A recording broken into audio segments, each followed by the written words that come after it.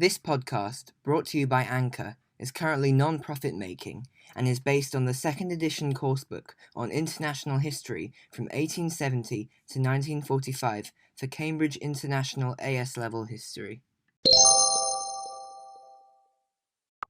Hello, podcast listeners. In the 8th series of my podcast, which will be running concurrently with the 7th series, I'll be speaking about the League of Nations and international relations in the 1920s. In this episode, I'll be speaking about attempts and the aim of improving international relations in the period of 1924 to 1929.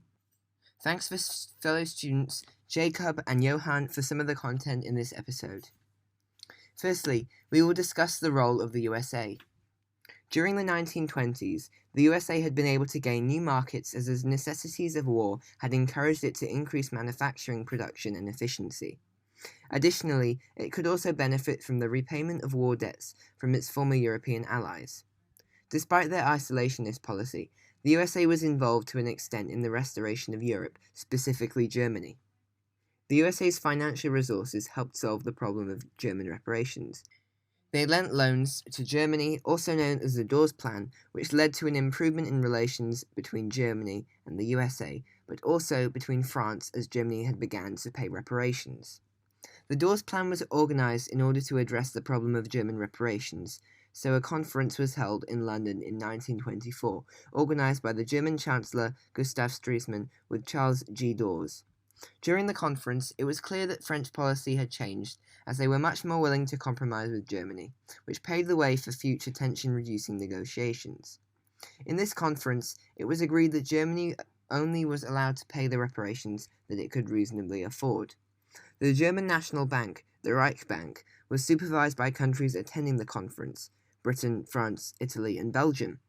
Germany received a large foreign loan from the USA so that it would be in a better position to meet its reparation requirements.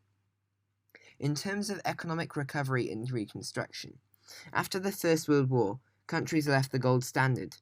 This is where a country's currency has a value that is directly linked to gold, intending to give a currency international credibility. Leaving the gold standard allowed them to print more paper money. The economies of European nations began to recover as governments appointed ministers of reconstruction, which caused economic confidence to restore. As a result, entrepreneurs and businessmen were more willing to invest their capital again. However, by 1925, Britain had returned to the gold standard, France in 1926, Italy 1927, and virtually all the world's nations by 1928. Thirdly, the Locarno Conference was aimed to create better stability in Europe. Germany, France, and Belgium respected their joint frontiers. This meant that the borders agreed at the Paris Peace Conference were confirmed and accepted, and no military action was allowed to be taken unless it was defensive. A treaty of mutual guarantee was also created, which meant that Britain and Italy would assist any country that fell victim to any act of aggression that violated the Locarno treaties. The Locarno Conference was also greatly improving in relations between Germany and France. Germany was even accepted into the League of Nations in 1926. However, France was still very cautious about Germany and was still scared of a German invasion. The German Foreign Minister, Gustav Stresemann, wanted to restore German prestige and privileges as a European nation, so he was willing to accept the losses in the Treaty of Versailles. He accepted the loss of Alsace-Lorraine, Eupen and Malmedy. This meant that there would be no future occurrences such as the French invasion of the Ruhr. Fourthly, the Kellogg-Briand Pact of 1928.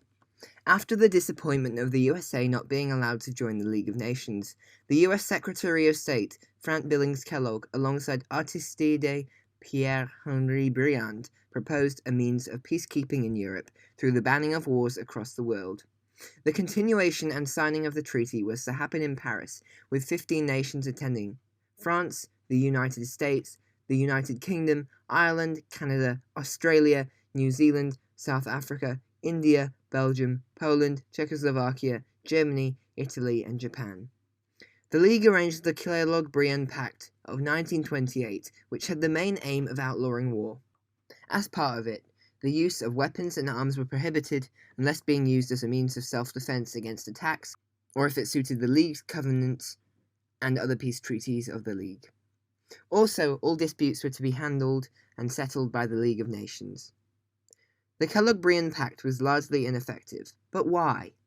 In the end, the pact ended up being completely ineffective due to the numerous loopholes it had, by allowing nations to use arms in a means of self-defense. Essentially, they could claim that their actions were defensive. The League of Nations also failed to establish a means of enforcement for the treaty, which rendered it pointless as nations just ignored it. Importantly, tensions were still extremely high in Europe, as many nations refused to follow through with the treaty. Finally, the Young Plan of 1929. This was written for a number of reasons. The reparations set on Germany were too high, so the Allies decided to reduce the amount the Weimar government had to pay in order to help the German economy grow further. Germany was to have its war debt and reparations owed to the Allies reduced by 17%. It was a continuation to the original Dawes Plan in 1924 by Charles Dawes and Gustav Stresemann. It also helped to extend the due date of Germany, paying back its reparations to the Allies, giving them until 1988 to pay them. The treaty removed international control over German factories and railways. It was a predecessor to what would eventually be discussed in the Lausanne Conference, that would eventually discuss the complete removal of reparations for Germany. Consequently, the Young Plan failed. The Wall Street crash occurred in 1929, which led to a temporary suspension of the Young and Dawes plans. The withdrawal of the loans from the United States caused the German economy to collapse, with many banks being closed down, as well as the amount of unemployed in Germany rising to a peak of around 6.1 million. Despite this, the Young Plan had still created a chance for Germany to have its reparations completely removed through the Lausanne Conference in 1932. This is the end of the podcast. Thank you for listening.